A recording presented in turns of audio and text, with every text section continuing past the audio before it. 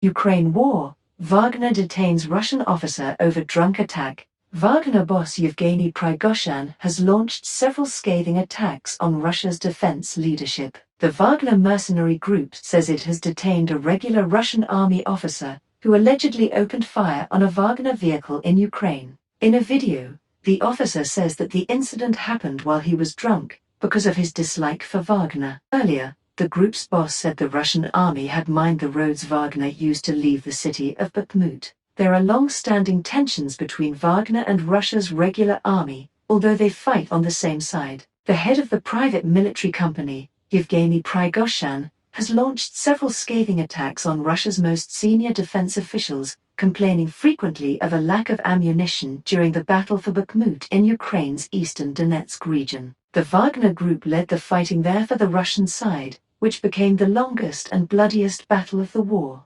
Last month, it claimed to have taken full control of the city and would transfer control to the Russian army. In a video posted on the Telegram channel of Mr. Prigozhin's press office, the Russian officer is seen being questioned about the incident. In it, he says he opened fire on a Wagner vehicle while intoxicated with alcohol, because of his personal animosity. He also claims that between 10 and 12 of his subordinates disarmed a group of Wagner fighters, although it isn't clear if this was part of the same incident. Asked why he doesn't like the Wagner group, he replied that he doesn't know. Shortly before the video was released, Mr. Prigozhin published a report claiming that groups connected to Russia's defense ministry had planted explosives on the roads out of Bakhmut, which Wagner fighters were using to pull out of the city. Asked by a journalist for proof of the defense ministry's involvement in that episode, Mr. Prigozhin replied by publishing the video of the detained officer. "Here is the cherry on the cake, so there is no doubt,"